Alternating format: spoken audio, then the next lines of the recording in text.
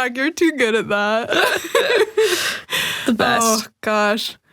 It's such a good movie. If It really you know where is. that's from. Mm-hmm. Yeah, today we're going to be talking about a good one. 2 good ones. Well, one not so good one and one good one. Hey, I like it. I like it. I've got a lot to say about why I like it. Yeah, it's not for Courtney's bangs, that's for sure. Yeah. Brutal. Mm-hmm. Well, as you know, we are the Quality Control Chicks. Yes. And today we're going to be talking about some fun, amazing movies that have a lot of rewrites done. Yes, that's the through line for this episode is re-edits and script rewrites, basically. Goonies is like less of an offender, but we'll get to why it's being considered for this. And then Scream 3, you're going to find out why it wasn't in our Scream episode, basically, because there was too much to talk about. It would have been a 3-hour segment, so like with the part 1 and 2. So we're putting these together and breaking up the Scream a little bit because it deserved its own full analysis. Oh, yeah.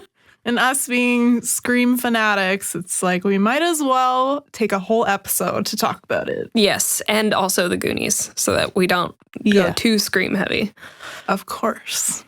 Yeah, I mean, I guess we might as well kind of start our session today with like some stuff we've watched recently. Yeah. Before we get into the movies. Because it was fun last week, and I think it would be good to kind of talk about it because we just both watched Nosferatu. Yes, we did. Separately. We both watched it, but not together. Yes. We watched separate, but I think our opinions must be very different because I saw on Letterboxd you gave it a 3. I did give it a 3. Yeah, and I gave it a 4, I think. Yeah, 4.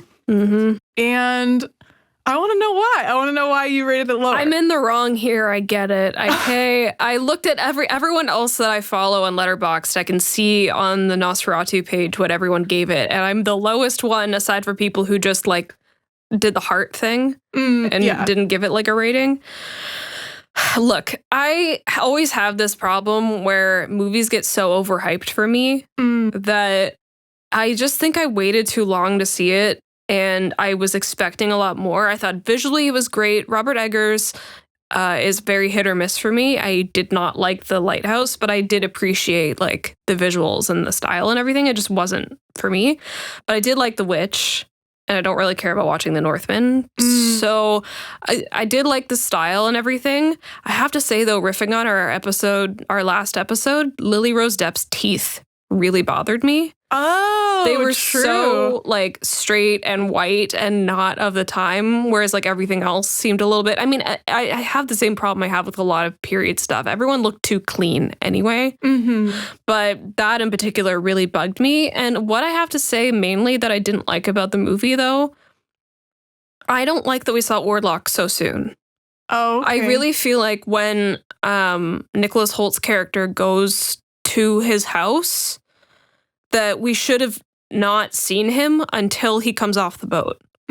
Because I thought it was too much of a reveal too early on, and I really felt like they could have built it up to be like, we don't see what everyone's so afraid of until it's more in the context of when he's like plaguing the city and there for Lily Rose Depp's character. So for some reason, I think maybe because it was so hidden online, I was just shocked that he was just there. That it happened so quickly. Yeah, and I was like, I don't know that I like that choice. Yeah, that's fair. I will say the one thing, like, I found when we were watching it, we were like halfway through, and we were like, holy shit, there's still so much more of the movie. Yeah, that too. So I think, I was like, I guess I kind of expected the same thing, that he would come, like, appear kind of more in the middle, but, like, it was really... Well, I'm fine that he was there so early, but I just didn't want to see him. Like, they could have framed it from just his POV. More kind of in shadow. Like, show me what he looks like mid-movie, not like right off the bat when we go to his place. Yeah, because that's what they did in like the original. Yeah. Is more like they keep him very much just like this, you're wondering the whole time he's more of just a shadow, like what is this being that's constantly around? And then when they reveal him, it's that iconic, like, I think what I liked about it was from watching the original, it's like, I love that they really played to the little, nuances that the movie had, like the original had. And then they added more to it. Like, I felt like, okay, I'm glad that this wasn't just like a remake of something that is already so great. I would expect it to not be a shot-by-shot remake if it's Robert Eggers. He's going to put his own spin on it. And I liked what he did with it. I just like, there were those couple things I would have changed. And then also, I don't know, too overhyped. How do you feel about the mustache? I have more feelings about the comb over. Oh, okay. The mustache was a choice. Yeah. But so gross. Yeah, pretty gnarly. Gross. I was disgusted. Every time they showed him, I'm like, ugh. Yeah, it was pretty bad. Like, the original is like creepy, but this one was it's like gross. Oh yeah. It's like you were probably an incel when you were alive. That's the vibe I get. Oh, well, I mean, speaking of incels, I actually watched another film over the weekend. Oh wait, can I just say one more thing about Nosferatu? Oh, okay, yeah. Make sure you add that in there, though. I will. Lots of kitties. Nothing happens to the kitties, and I was very happy about this. Anyway, sorry. Yes. I had to add that in there. Yes. I'm so glad nothing happened to the cats. They were so cute. I know. Willem Dafoe. I will be Willem Dafoe one day. I will have like 5 cats. I think I was so distracted in that scene by all the cats that I don't know what they were talking about. I was like, I don't care. There's too many cats around. I love it. Yeah, that's not surprising. Wow. And so I was going to say, though, about, incels. I watched Baby Girl. Yeah. And that movie, I just can't get behind the male actor in it. I don't think he's not ugly. No, but it's a weird casting. Yeah, I haven't seen it, but I think I watched him in, I think it was Triangle of Sadness as well. I want to see that. And he's not creepy in that one. And I'm wondering if maybe it's like the American accent in Baby Girl. Oh, is he British? He looks British. Yeah. That makes sense. And it just gives him that like incel vibe. Ew. And like everyone just keep him British. That's sexier anyway. I know. Everyone talked about, it's gonna be such a hot movie. And the whole time I was cringing. I'm like, I don't like this. But there was a QC mistake in it. Oh. So there's like a line. They're supposed to be outside a party or whatever, and they're having like a cigarette. And he's like really close to her, and they're like talking, and he turns, and already in the movie he's trying to do this like where he barely moves his mouth when he talks to kind of, I don't know, that's give sexy, him a weird edge or sexy, I don't know. But because of that, they did kind of get away with this QC mistake, but there's a line that they put in, like an ADR line, that he does not say. Oh, no. He barely moves his mouth. It's kind of like one of those, just kind of opens the corner. And he mumbles it enough that they think they can get away with it. Yeah. So it's in that scene, and he says something like, something Christmas, because it's weirdly a Christmas movie. But there's a line, he's talking about Christmas, and then it's like it's a full spoken line, but his mouth is like really tiny, and like he's looking at her, barely moves. I'm like, they definitely just ADR'd that in, because there's no way that he said that. Yeah, I don't know. And both my partner and I were like, we stopped and we had to rewind, because we were like, wait, what the hell did he just say there? Yep. And then we go back and we're like, he didn't say anything, but there's a line. Oh my God. It was so bad. I could not handle. Like, immediately messaged you and was like, I found something to talk about. Yeah, I was wondering what it was going to be, because I was talking to you a little bit about Emma Corrin's wig in Nosferatu and how I didn't think it was that good. And I don't know if they filmed it at the same time as Deadpool and Wolverine, but like they must have, because it was, or maybe it was just a wig in general. But I thought you were going to say that Nicole Kidman had a bad wig or something. And I was like, there were moments I did think, this does kind of look like a bad wig. And because usually you can see like a seam, or like, you know, with when someone has actual hair, you're going to see your part, you're going to see your skin, but then sometimes with wigs you don't. And in that movie, you don't really see her skin through. Yeah, I feel like it looks like a wig to me just from what I've seen. Yeah, I think it is. But I wouldn't say it's as bad as Emma Corrin. Emma Corrin, yeah. Like, it's not awful, but for me, it was just distracting. Maybe just because it doesn't suit her and it just looks so different. But yeah, I agree. It was very obvious to me. So for like Lily Rose Depp's like look, because it's something that I thought about maybe including in the last episode when we talked about period pieces. Yeah, we cut it for time because it was in the outline. Oh, okay, yeah. And it just like, I found out when I watched it, I'm like, yeah, you know, like she's got that like old-timey like round face that like people draw in paintings. Like it suits, even though, yeah, I agree with her teeth. It was so distracting the first couple times she was talking. I was like, oh no. Yeah. We just talked about this. This is the time of like plagues, you know, you don't think literally your teeth the are plague was be, happening. Yeah. Don't think your teeth are gonna be that beautiful. No, also she's like so malnourished and possessed, and she looked still pretty put together by the end of the film, so I don't know if she had it in her contract that she'd look super pristine the whole film or something, but they all looked a little too good for their situations. I also thought Aaron Taylor Johnson was way too theatrical. Yeah, that was my one critique, I think. He's like all the way up here and everyone else is like down here. Yeah. And I was saying to Jack, the guy from The Witch, to me, seems like more of the theater actor. And he was playing it like a movie. Like he was just acting. But Aaron Taylor Johnson was just like, there's a vampire. And we're like...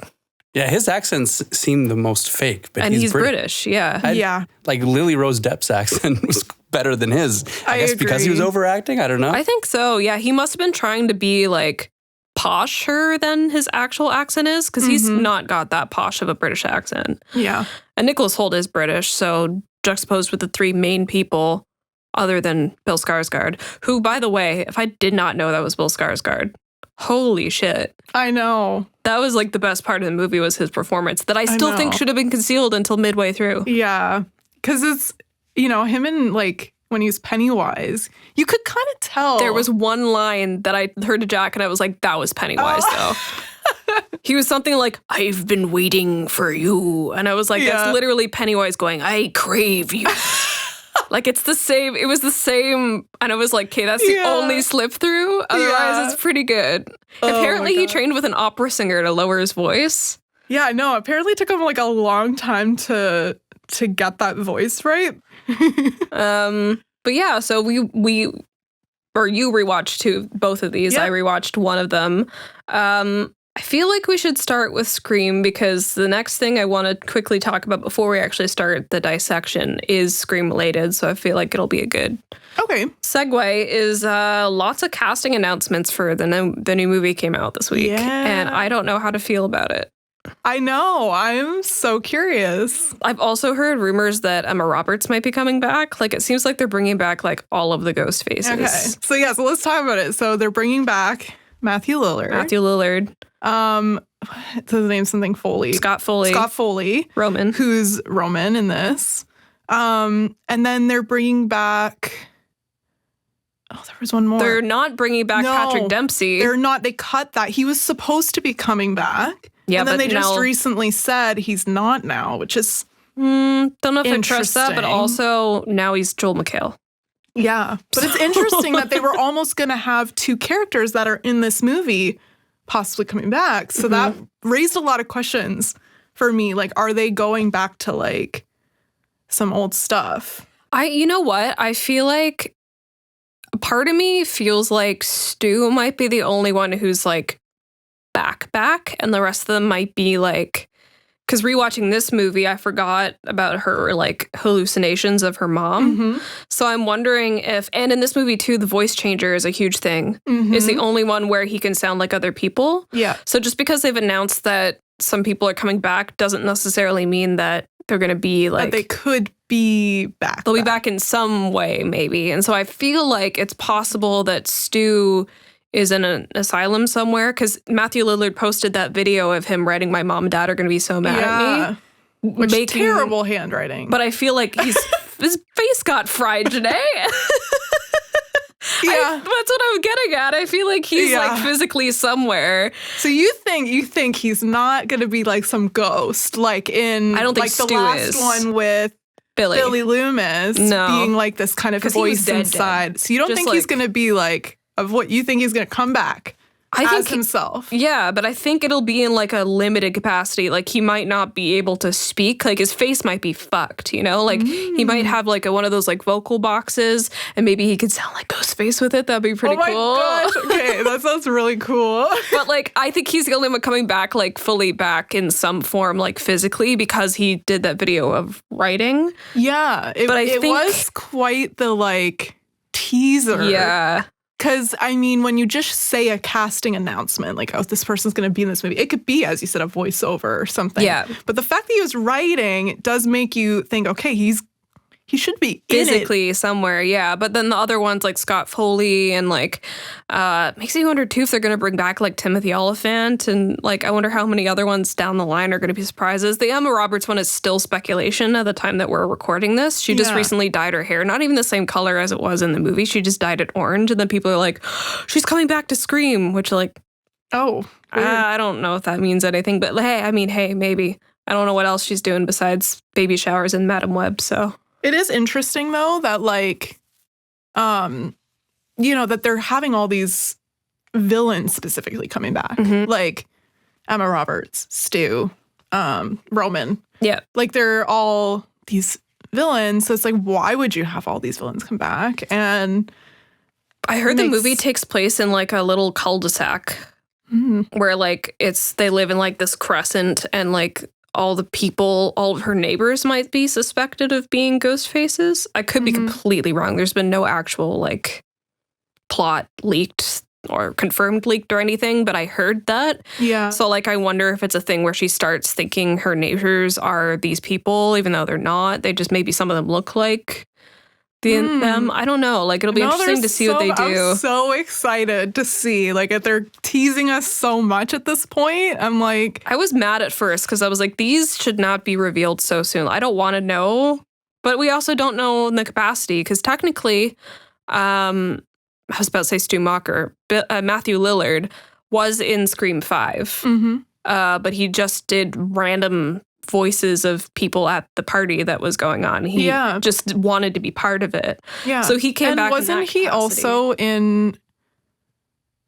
It's the second one, the one when they're at college. Apparently, he plays just like a college student, but he's like dressed differently. He has like spiky hair and glasses, and he's like in the background. Yeah. And people were like, "Oh my god, it's Stu!" But he's just playing like a random other person. Yeah. We should lump that into our background episode. Yeah, when I was like kind of doing research into this movie, like I figured out, like I've looked up stuff like that, and I was like, how did I not catch that he's just like a background actor in the second movie?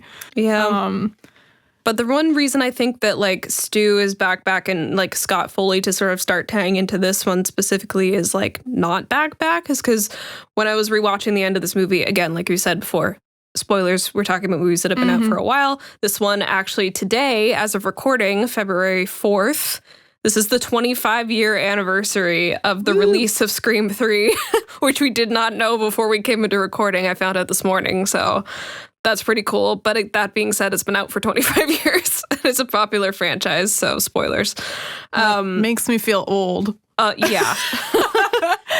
But, oh gosh, if this movie were a kid, it would be graduating from college. Yeah. Which is, I hate that. But rewatching it last night, or yesterday afternoon, or whatever, when it got to the reveal of Roman and Patrick Dempsey's Mark, not Joel McHale's Mark, was shooting him a bunch. I was like, oh yeah, maybe he doesn't die. Like he's wearing a vest and he was stabbed in the vest.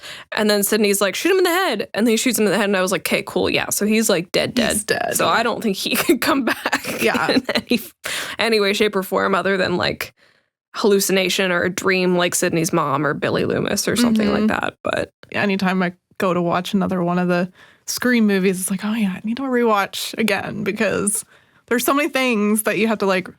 Well, I mind of. realized in doing research for this one for the initial outline that I had done so much research that I actually forgot how the movie actually ended. Because in my head, it ended the way that it was supposed to originally before all the millions of rewrites. Yeah. And then when I was watching it again, I was waiting for that ending. And then I was like, oh, right, that's the one that didn't happen. The reason why we're talking about it today. Yes, exactly. Because this movie could have been so good, and it was just so wasted on like rewrites. Yeah. And the one thing, before we get into the like specific examples, the one thing I added to this outline when I was watching it was there's 2 times in the movie they reference the rewrites as they're filming. And I'm trying to find where I put that in here. Oh, yeah. So they even make fun of the rewrites in the movie when Sarah, Jenny McCarthy, who's playing like the Tatum character, she complains that Stab's getting rewritten so many times because she has a phone call with Ghostface and they're talking about he goes off and riffs a line and she's like, oh, that's not in the script. And she's like, wait, do I have the wrong script or something like that? She's like, how am I supposed to memorize my lines? And it keeps getting rewritten every 15 minutes. Yeah. I laugh so hard at that part. I'm like, wow, is this movie referencing itself? Yes, because it's so meta. And then Mark, again, Patrick Dempsey's Mark, says that they come to the realization that whoever the killer is killing people in the order they die in the movie, which is very Final Destination of him. Except that there's so many different versions of the script that they can't figure out who's next because they don't know which script he read. Yeah. Which, as you know, Roman is the director of Stab 3, so he's seen all of the scripts. He can pick whoever he wants to be next. But, that's the 2 times I noted in the film that they actually are, like, meta addressing the rewrites and having to shoot with scripts being rewritten all the time. That's why I'm kind of like, even though I do think the direction they ended up going in, I agree, it does suck for what they were gonna do. But it is funny that they laughed at themselves. Yeah, like, Scream's the only franchise that could do that, really. Yeah, like, I just love that they're always kind of playing on their own, their own thing. Like, with scary movies, like, it's such a... And especially us being in the film industry and understanding how things get rewritten. And then also, like the number of times I'd show up at set and there's a whole new, like... page or what do they call them? The sides. Yeah. New sides. And they're like, here's your new sides. And then you're like, well, they're changing it like within 20 hours. Yeah. Yeah. Well, and, I just remembered, too, the other meta reference in this one. They have Carrie Fisher playing an actress who looks like Carrie Fisher. Yeah. And she's like, oh, yeah, I always get that or whatever. Yeah. And then there's the whole meta, like, people playing the characters, running around with the actual people, like Parker Posey playing, I forget her character's name, playing the girl who's playing Gale Weathers. Yeah. She's cast as Gale. Yes. But she doesn't have those iconic... micro bangs that Courtney Cox She has. couldn't predict the hair mistake that was going to come from this film. I remember we talked about this when we did our Scream episode. It was the only thing we mentioned in the full 2-parter breakdown as an offense for this movie. It's the biggest still offense. So bad. It is. Yeah, those bangs, like, I like micro bangs. That's like, too micro. That's like baby hairs. Yeah, they're... baby hairs, they're like wispy and sticking almost straight out. Like, it's so bad. Yeah, but it's like, I like that they played a lot in this movie. It's so, I mean, to some it's like, it's way more comedic than the first 2. But like, I feel like they hit a point where they were like, yeah, like, we know people thought our movies were funny. Let's amp it up. And they amped it up for sure. Yeah. in a lot of corny ways. But I mean... it's a bit of a cult classic. It is. I mean, yeah, I think we were talking a bit before this, like, if it had ended on this movie, it's still not the ending to a trilogy I would have wanted. Yeah, I agree. It couldn't have been the end. So it is good that they continued. But I still love it. I love it. I love the iconic 90s. Ghostface is so punchy in this one. Mm-hmm. He's just punching people. Yeah. He's like, fuck this, I don't have a gun or a knife. Well, speaking of, you brought up just before we started recording about how, scary, you said on this one scary movie, they've got like is it a trailer? Yeah, it's a trailer for the first one. It's the first trailer on this VHS, because I didn't realize it was Dimension Films that did that as well. So, yeah they're meta even with the fucking trailers before the movie. So good. It made me laugh, too, because I've seen Scary Movie. At least I've seen the first couple, the good ones. And there's a scene, I forget specifically what it was in this movie, where Sydney or someone is throwing a bunch of things at Ghostface, and it just made me think of the scene on the stairs in Scary Movie where Cindy's throwing, like, the piano and her grandmother at Ghostface. Yes! So good. And then, like, there's a scene where, in this one, where I think it's the actress who's playing Sydney in Stab, like, runs away. She runs away from the two Gales.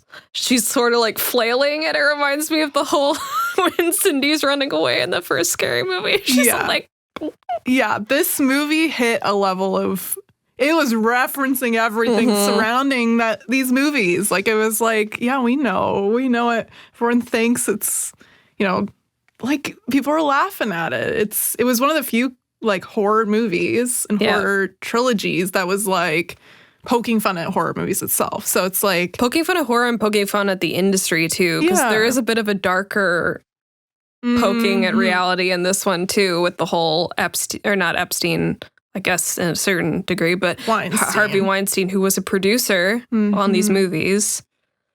And the guy, the head of... Continuing to be meta. Yeah, no, actually. And then, like, because the whole finale takes place at that guy's house. And he's got all these secret passages, and he's Roman's dad, I think, is the reveal, right? Because he impregnated Sydney's mom and had Scott Foley. Yeah, I don't know. Did they actually straight up say he's my dad? I think he heavily implied it. It was definitely implied because they talk about how he took her virginity. Yeah. And then how and everything she did to get a role. Yeah. Yeah. So it was definitely a yikes moment when I was watching. I'm like, and then when you know that Weinstein is a producer on at least the first 3 movies, I don't know if he is for the 4th one. He's definitely not for 5 and 6. Yeah. He's rotting in a jail cell, but where he belongs. Thank God, that's where he's gonna stay. Yep. But better. It's just like there's so many things in this movie. I took some notes too because I was like, I had to just like I wanted to bring them up on the pod with you, like just some funny things, like when she's the first girl when she's fighting back in one of the Ghostface scenes. I can't remember what's her name. The first girl, is it Jenny McCarthy? Yeah, the blonde girl. Yeah, Jenny McCarthy. So she's like running around and she grabs like a prop sword. Oh, yeah. She like hits them and it bends. And I was like, yeah, like that's funny. Like they're playing it even, and when you're shooting and film, everything's fake. And she's tried her hardest to fight against them. It's just so good. Yeah, it was pretty good. I'm surprised they didn't have like a fake, like a prop gun get brought up at some point too. Maybe maybe they'll meta reference that in 7 with the Rust situation. Maybe that's too dark. I mean, the Weinstein stuff's pretty dark. But that was dark as yeah, but I mean, like this film, like I'll read this again as I always like to preface when I read from my notes so that I don't try and paraphrase. This movie was originally filmed with the intention of there being 2 killers. That's sort of why we're talking about it in its own separate video and why we're discussing the rewrites so much. And because the actress who's playing Sydney, Angela Tyler, in the Stab movies, she was originally supposed to be the second killer. And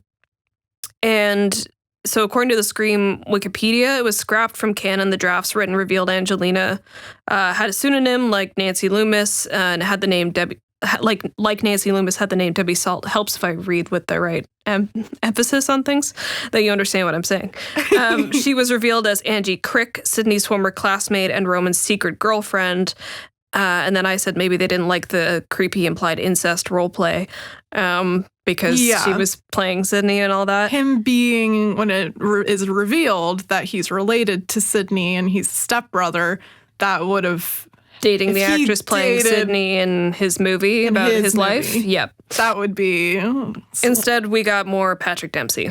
yeah. So, And I think it's really too bad they didn't go with it because it is creepy, but I feel like that would have been what added to his character as a villain, as because he's got mommy issues and he's clearly got just like issues with women in general. Of course, he's been wanting Sydney, so he's trying to emulate Sydney, is why he's making this whole movie in the first place. Like, this is why I always say sleep with someone who looks like her could have been so good. Yeah. And like, I'll go on to say too, I'm not going to even try to pronounce this woman's last name. Sorry, Marianne. The producer has since expressed that she was upset with the removal of the incestuous element because we loved the sickness of that. So the we being her and Wes Craven and the editor of the movie all loved that idea. And the original reveal would have included Angelina.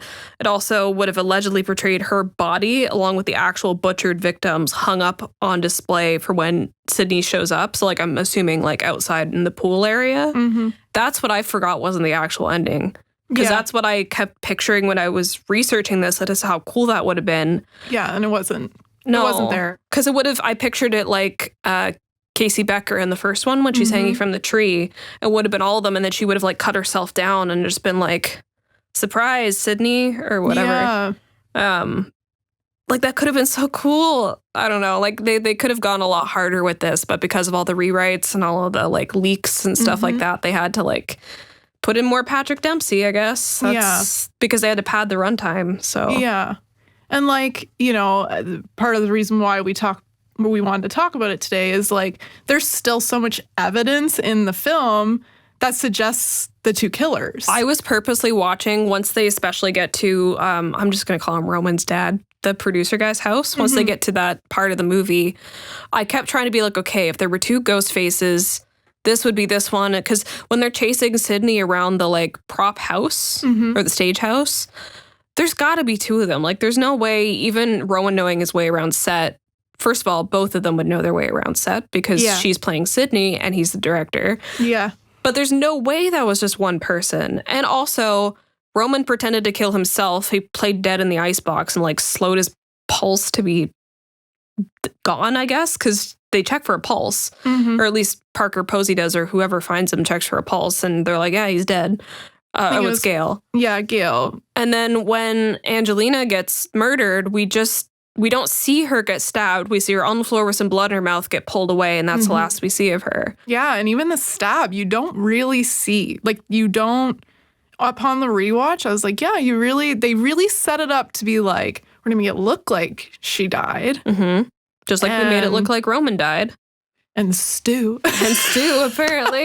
And maybe Jill. Yeah, they like to do that. Yeah. And we all know it. And then it's like, if you don't see it happen, it doesn't happen. Or sometimes even if you do see it happen, like with Stu. Yeah. But the thing about there being two killers, too, is like, I guess in and of itself, you can say like, oh, well, they pulled off a twist because there only ended up being one.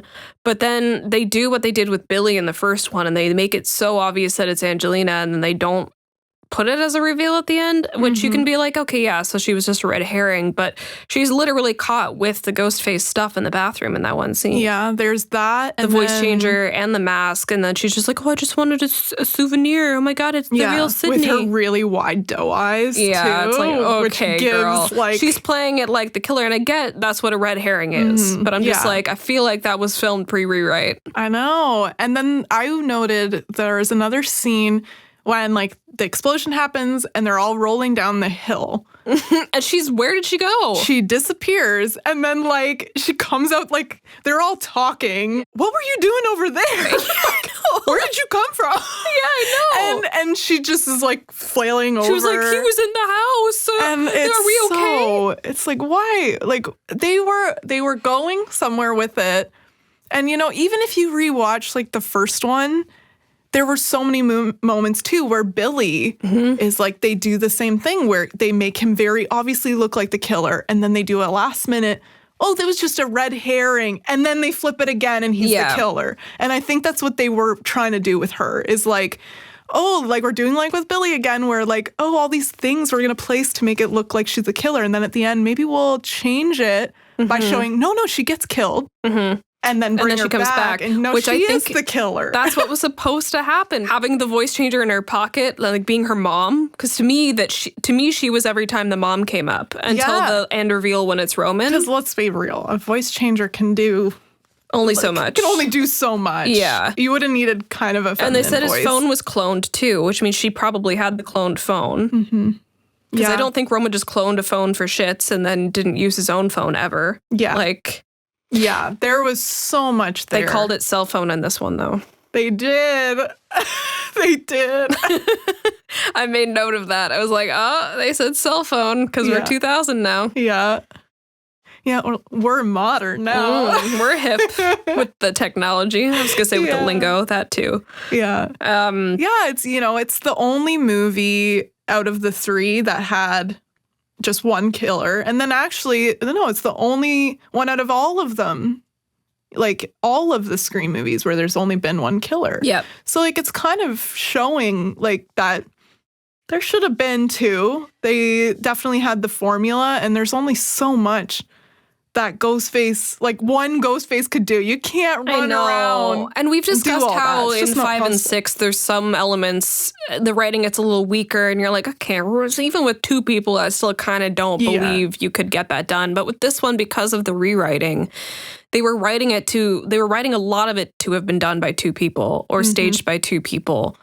And then the reveal for it to just be one, like, I guess you can say that's just a great Scream twist. We made you think there were two again, but, like, no, it's because you rewrote the script so many times and there were still so many elements of what the original drafts were that it's not even misleading in a fun way. Like I said, it's just misleading in like a, well, I wanted to see that movie kind of way. I don't really like what ended up happening. And I know it's not fully their fault. They still made a movie, but I mean, I know what it could have been, and I like what it was supposed to be more than what we got. I agree. I think if they had gone with the original ending, that they, if that was the idea and that was the plan, if they had gone with that, this movie would have been a great ending to a trilogy. Yeah, it would have been absolutely like, yes, that's such a good way to end it. To have some guy so creepily obsessed with her life and like and his half sister and then the creepy, like, so much so that him and this girl who's supposed to be cast as her are trying to kill her and everyone around her. Yeah, because she said she slept with the producer or someone to get the role. Yeah. So it's like, oh, so you slept so much like her mom. Yep. See, like all this stuff would have been so good. I did not fuck that pig Milton to get a leading role just to die here with second-rate celebrities like you two! It's really too bad. I can see where they were going. It's the shame of what happens when, like I said, when shit gets leaked in the middle of still filming. That's why, like, for Marvel, when Tom Holland was out there yapping about shit, they had to start giving him partial scripts so that he didn't know what else was going on because they didn't want to keep rewriting. I mean, they definitely were still rewriting stuff. That's just how the industry works. But he said before that he's like on a green screen in one of the movies just like fighting nobody, and he's like, okay, so what's my intention, like how tall are they? And they're like, well, we can't tell you. And they're like, okay, well, a male or female, do I know this person really well? Is it someone I barely know? And they're like, oh, we can't tell you. And he's like, well, okay, so I'm just gonna start throwing punches, I guess, like, because he had no idea who was fighting. They couldn't tell him because he was gonna tell everybody because he couldn't keep a secret. So it's still a problem, but like, when there's so much studio interference and so much like rewritten and leaked, it just like it really does ruin a movie. And I want to make sure before we move on that I touch on all the little hints because I know we've talked about a couple of them, but I have like a few sprinkled in here. This is the one that I'm saying there were definitely two people in the house structure because with the explosion, when they're chasing Sydney through the set. Oh, the set, yeah. Yeah, because someone tries to open Sydney's room door while someone else is behind the window and grabs her. So this occurs within like 3 seconds. There's no way. Yeah. There's no way. No. And I'm pretty sure one of them was like under the tarp being all like, I'm the mom or whatever. And I'm pretty sure that was Angela or whatever her name is. I agree. And then Wes Craven explains on the DVD Blu-ray commentary that Sydney, by breaking down the stall door, actually caught Angelina in the act of changing into her Ghostface costume, but didn't realize that, which again is like, and they left that in there. Mm-hmm. Because they didn't have time to reshoot everything, so they kept in a lot of stuff. It's just like, time is money in Hollywood, and this is what happens when you don't have enough of either of those things. Mm-hmm. The last one that I want to make sure we touch on as well for the hints in the notes is the gas stove explosion. It's impossible for Roman to have done everything in the scene by himself. He would need to quickly run to Jennifer's house, turn on the gas stove after killing Stone, cut the power, fax the script pages from a backup power fax because Tom Prince's death, attack on Gale at the bottom of the hill, be shot by Dewey in the chest, and then leave a photo of Maureen all without being detected. There's no way. And then bitch just runs out from the trees and is like, she just falls down the hill. Oh, he's in the yeah. He was in your house. Yeah, there were two killers. They were both there. God damn it. I know. Bring her back. Bring her and Rowan back. Honestly. Yeah. I will say, though, there are so many funny nods in this movie to, like, rewriting. Because, like, even in the house, like, when they're in the house before it explodes, and they're, like, literally sitting there and, like, the fax is coming through of a script. Yeah. And they're like, what does this say? What does this say now? And it's, like, that idea of, like, now scripts are being written, like, on as the it's spot. happening. As Yeah, it's happening. literally. That's So the it's third instance. You gotta give it to them at least for that, like, they know. They can make fun of themselves. That they're like, yeah, we're gonna do it on the spot. We're gonna just change it by day. Like, yep. Like, what does this say next? What's the next page? Even though you should be getting out of the fucking house. Yeah, the guy's like, no, I gotta know. I'm gonna run back in. It's like, Ghostface is there. Come on. he's gonna spare the one who smells the gas. No, he's not. You're the one who's gonna die because you smelled the fucking gas. Yeah. Oh, it was pretty funny. They had to poke fun at themselves. I know. Oh, it's too bad. How funny would it be if they did just last minute bring that girl back and be like, she was a killer. I hope she comes back in the 7th one. I hope that's a casting announcement. I hope that she comes back and she's like somehow with Roman, or Sydney has a flashback and she's like, wait, there were two. We're like, oh, wait, we didn't see her die or something. I don't know. Maybe they're making another stab movie and she like comes out of nowhere with a pseudonym like Sydney's mom did when she was an actor, and she comes back to try and like get roles again or something. Yeah. I don't know. There's so many ways they could take this new movie. Yeah. And I feel like at some point they have to address the plot holes from this one because it pisses me off so much, especially on repeat viewings. Like, it's a lot more fun watching it again. Like, the comedy is really great in this one. Yeah, they had to punch it up. It's such a good, like, Halloween, let's get drunk and watch. Yeah. Like, obviously, you and I love, like, the original Scream, the first one. Yes. Is both on our Letterboxd for. It's both our, like, one of our favorite movies ever. But, like, I still say, like, the first 3 films for me are just, they're all cult classics. They're also iconic to me. And well, that's why when we were talking about in the two-parter, there's bad Scream movies, but they're bad Scream movies. They're all still fun. Exactly. They're all still fun to watch. Like, I still love the franchise as a whole. It's just Me like, too, you can pick out which ones are weaker, but they're still fun. Yeah. And that was this one, especially, like I said, rewatching it. There were so many, like, little things that I was just, like, laughing. Like, Jack's making dinner in the other room, and I'm just like, huh? I forgot that happened.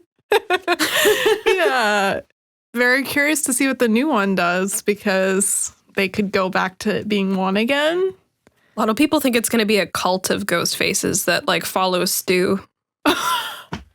That would be crazy. Like a Hot Fuzz situation where it's like the neighborhood watch, but it's like they're all ghost face for the greater good. That would be cool. That would actually be cool. Now I'm wishing I wrote the next Scream movie. Can you imagine if I'm right, though? Can you imagine if when the movie comes out, we replay this and we'll it's just be talking about it. We'll make sure we show the date of this podcast. Yep. Be like, just so that no one thinks you're just taking the credit. No, I will take the credit, though. But, like, if you did get it right. When that trailer comes out, I want to dissect the shit out of it, whether it's on this podcast or just in my own time, because we've talked how much the marketing for the 5th movie spoiled everything, and I'm curious to see, like, how they're going to approach marketing this one, because it's the first one post Radio Silence, and it's the first one that Kevin Williamson, the original writer, is also directing. He's not really a director. Yeah. So I'm curious how that's going to like play into the marketing. If they're already, like I said, announcing so much, and I'm just like, okay, relax. I don't want to know the whole movie before it comes out. But like we were talking about before, you can go so many ways with it. Yeah. Oh, you're not wearing plaid today, so I can't make the joke. But usually you wear plaid, and so I said I have to keep an eye out for you. I should have, actually. I really wanted to wear this sweater because I just bought it, but I should have worn... It's a cute sweater. Worn plaid for the shit of the joke. I never wear plaid. No, you don't. You won't catch me wearing plaid. It'd be funny if we did an episode where we switched outfits one day and just like be the most like of ourselves and then change it. I'm just like wearing such a Janae outfit. I'd say your sweater is Janae. It is a little bit, yeah. It's bold. It's bold for you. It is. I like it. We have to talk about the Goonies because it is also iconic for its rewrite. Well, not even rewrite. It's more of a cutting room floor situation, which for people who don't know what that means is basically when it's just another term for what deleted scenes end up being. It's footage or things that were fully shot or partially shot that don't end up in the movie. And then usually they're like on bonus features. You can still see them because they're completely finished sometimes, or they're like some degree of finished. And the reason that The Goonies is sort of the second example in this like episode. They're loosely tied together, but you know, hear me out. Because just hear me out, guys. Is because at the very end of the movie, there's a line that I'm gonna get the character's name wrong. I want to say Data. That's correct, right? From Everything Everywhere All at Once. Yeah, from Everything Everywhere All at Once. Once. He has a line where he's talking to the reporter and he's all frantic, like explaining all the stuff they got up to because he's all excited to tell them about their adventure. And he mentions this giant octopus.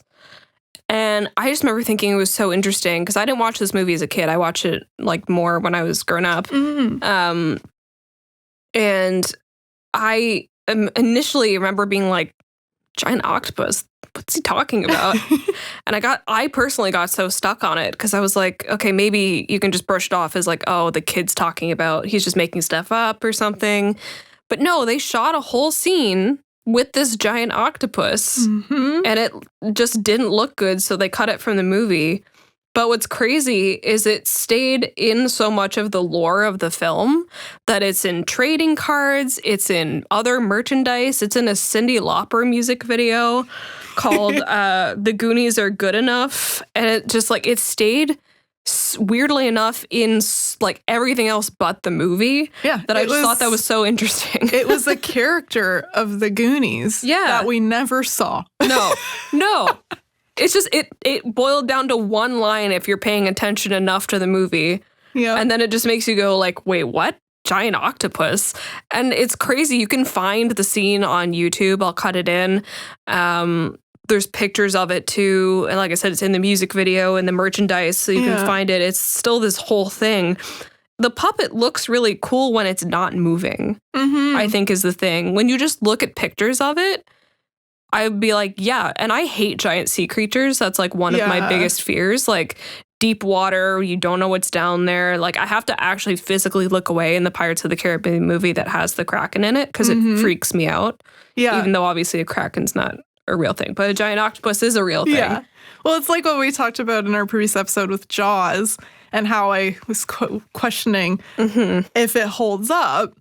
And, you know, in both cases, like they look amazing. Like this octopus looks great. It looks they put really so much detail in. And same with the shark for Jaws. Yeah. But it's in movement. Yeah. It's in the actual scene.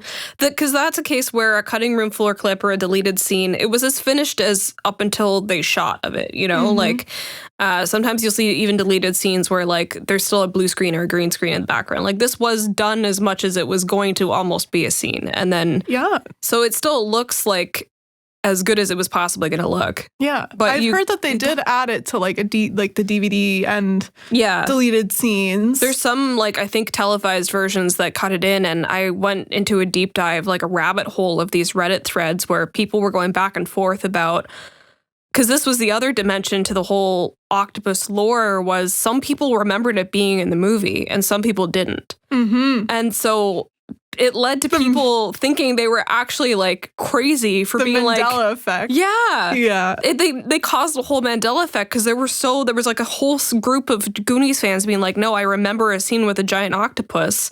And then other people being like, oh, that's just because he mentions one at the end. Yeah. But they're like, no, I remember seeing it. And yeah, it's because of the TV edits and future DVD releases included it. Yeah. Like nowadays, deleted scenes immediately get put online or get talked about. Yeah. And like older movies, it was like whether it was, you know, sometimes it would be televised, sometimes it wouldn't. Like even like one of my favorite movies, Now and Then, they like cut out this scene where like these girls are smoking with Brendan Fraser. Like they're like 12 years old. Oh. But for the time period of when it was, they're like, oh yeah, can we bum a smoke? And they bum a smoke and they sit with him and he's like a war veteran.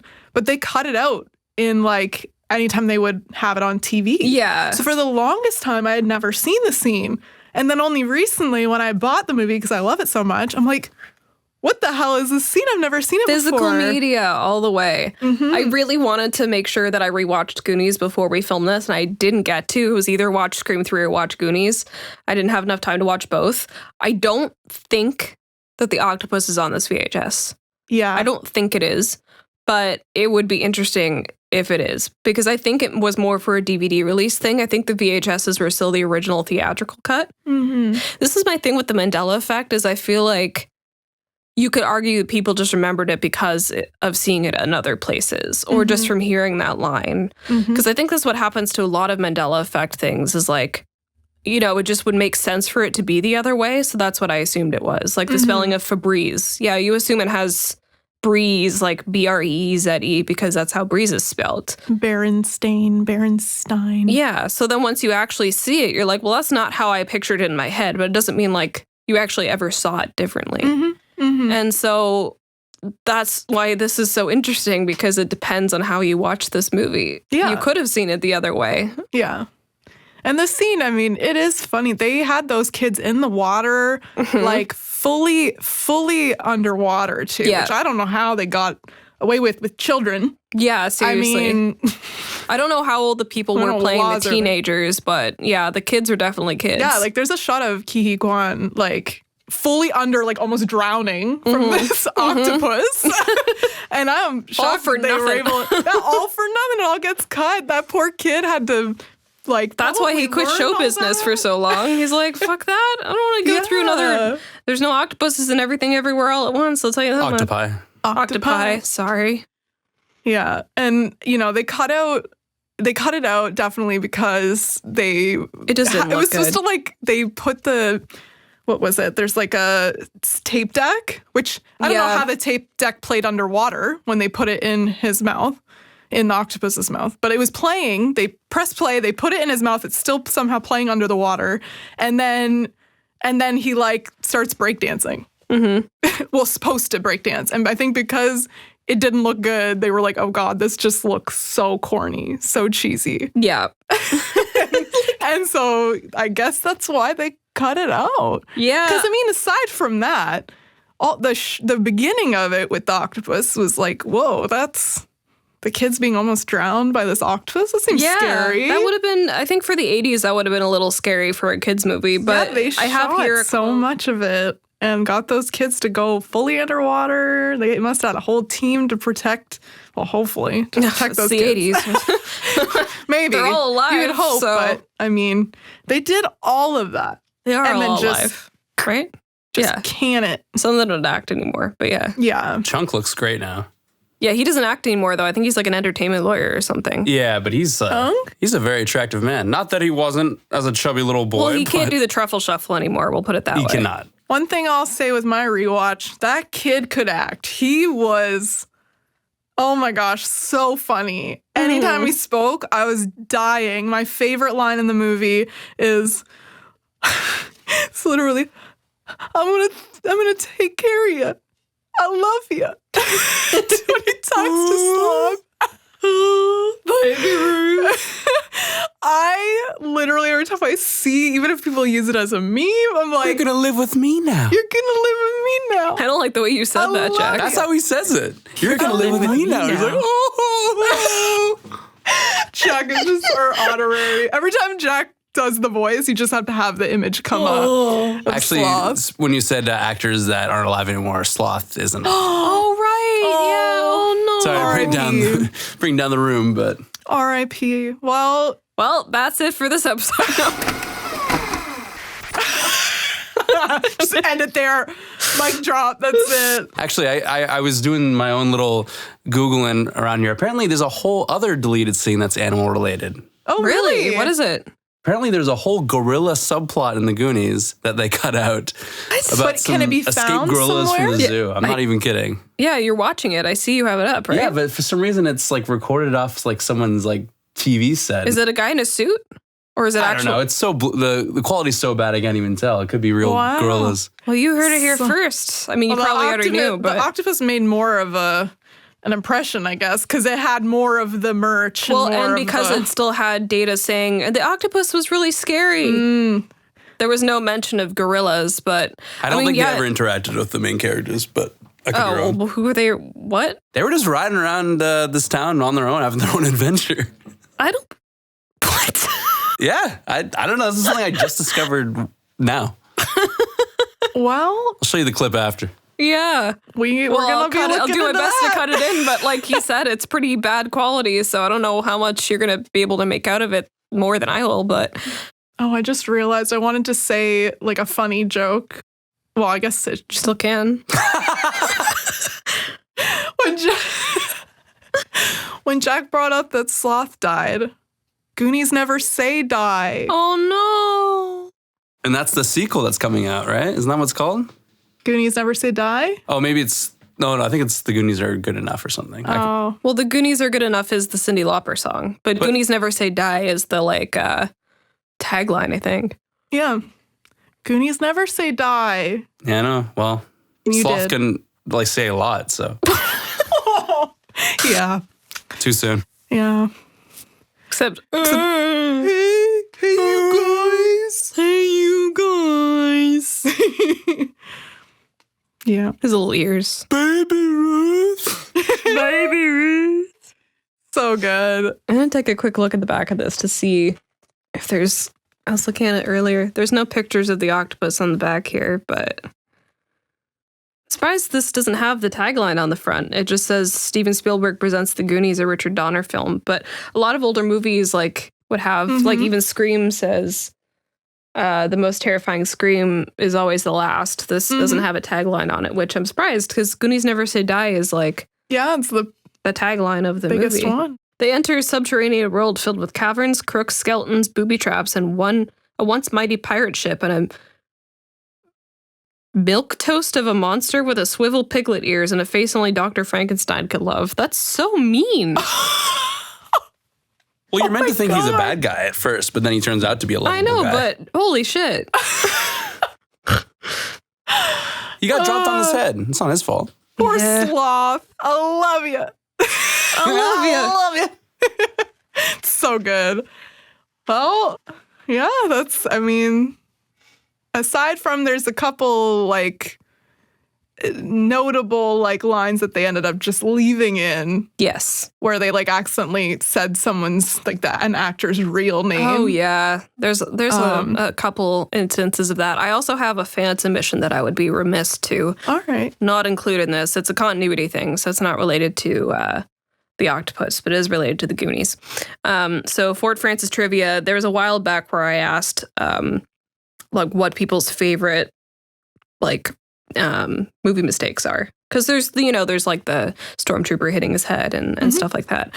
So I don't know if this was a favorite, but in the Goonies where Chunk is captured, you can see one of the Fratellis smoking in the rear view. Then he's like opera singing. And then he's like back to smoking, and it's like cut in between when and it's like noticeable, I guess, if that's where you're looking in the frame. Yeah, because But, you can see him in like the mirror, and it like cuts back and forth, and yeah, he's like smoking, and he's singing, he's smoking. yeah.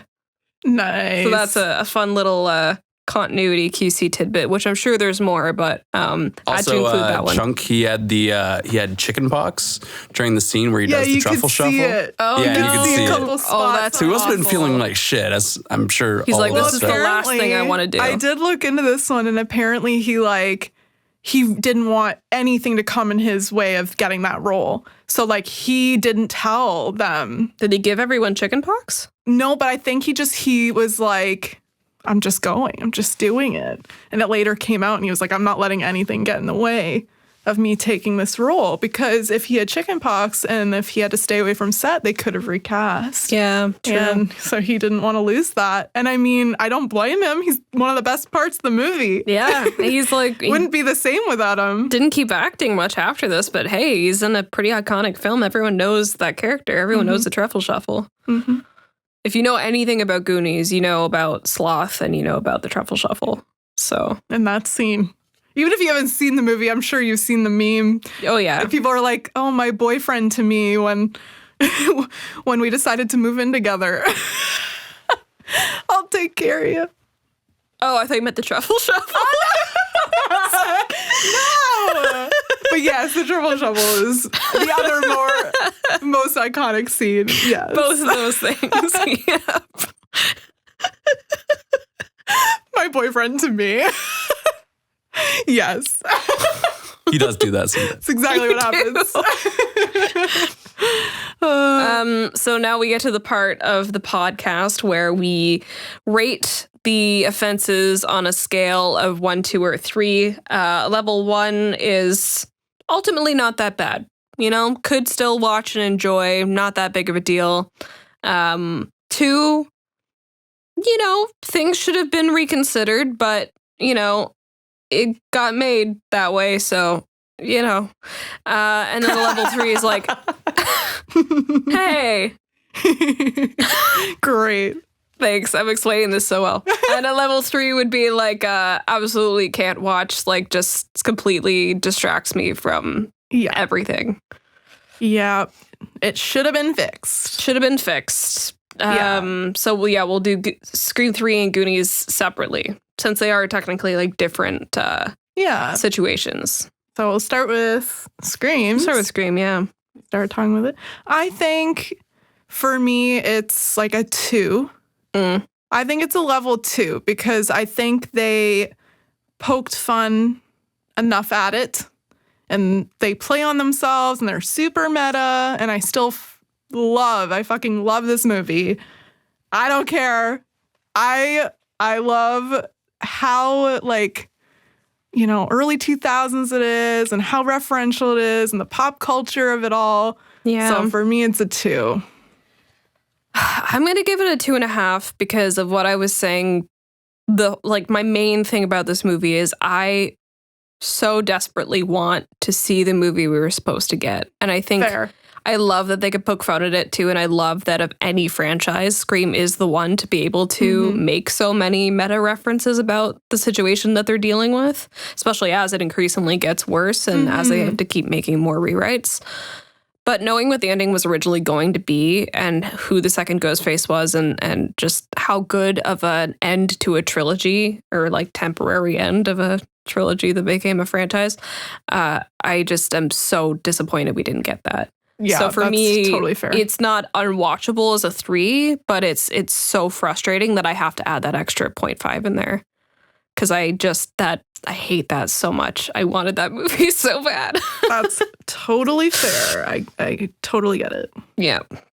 And for me, Goonies, I mean, I think it's unfortunate they cut it. I think for such a silly, fun movie anyway, they could have had it in. But it's not like I'm not going to demand go back and... No, and I don't think Spielberg or the director of this movie are going to pull a George Lucas and go back and... But like we said, some televised versions have already remedied that and put it back in there. So it's really a 1 because it's they can have it in. This is our first one for something. I mean, it is. Yeah, you're right. It is. Because I kind of agree. Because I think it's a fun tidbit that is not in there, but it doesn't really take away. It's if you catch the reference And depending which version you grew up seeing or which version is more popular with like your friends and family or whatever, then you might not have even known that this scene existed or knew about the music video or knew about the merch. But if you're a big enough fan, it's just a fun extra element. But that Reddit thread is really, I mean, there's multiple, but it's a hilarious thing to deep dive into because it's so split and it's just so funny to see people remember this movie two different ways and both are valid. Yeah, and exactly. both are good movies in their own right, whether the scene's in there or not. Yeah, so exactly. Except for whatever this gorilla scene is. that I can't speak to. Apparently they're doing their own thing. Go and watch. Maybe they'll appear in the Level sequel. 3. I don't know. Yeah, they'll appear in the sequel. Years later, it's just about the gorillas. Yeah. It's like that experiment video online where like something is happening and then you're meant to focus on it and then a guy in a gorilla suit walks past and you just don't notice him because you're focusing on the other stuff. Yeah. It's like maybe the gorillas were there the whole time. Yeah. Maybe the gorillas are the friends we made along the way. I was going to do the voice, and I was like, wait, how do I do the voice? Which the voice? Sloth voice. Do it, Janae. I want to hear your version of Sloth. It's so bad. It's just like, hey, you guys. You can't That's do a pretty bad good. sloth saying that line. Oh. Hey, you guys. Yeah, you just got to sound. What was the Yours milk is the toast, best. pig-eared Milk man? toast, piglet-eared, Dr. Frankenstein looking freak. He doesn't look like the doctor. A face only Dr. Frankenstein could love, I think was the quote. Yeah. Sorry, Thank I was you. trying to parafrase. Never paraphrase. I know, All that's why I know I should is not do. saying, calling someone milk toast. Should we Let's bring that back? Jinx. Bring back milk Jinx. toast. All right. Milk toast, piglet-eared bastard. That's where we'll end it. That's it. Yep. That's all. We'll hope you milk toast, piglet-eared bastards join us for our next episode and enjoyed this one. Like we say at the end of every episode, we have a lot more we want to talk about. So hopefully you guys keep watching and listening, and we'll keep recording and editing and researching. Yeah. And if there was anything more that you noticed, like with the gorillas, for stuff we've previously talked about, we can always quickly bring it up. Let us know. We'll bring it up at the top of another episode because it'll either be stuff we watched recently or fan submissions, things people point out to us. It's whatever we want it to be. And if you skip past that part, we understand, but we like recording it too. Till next time. Bye.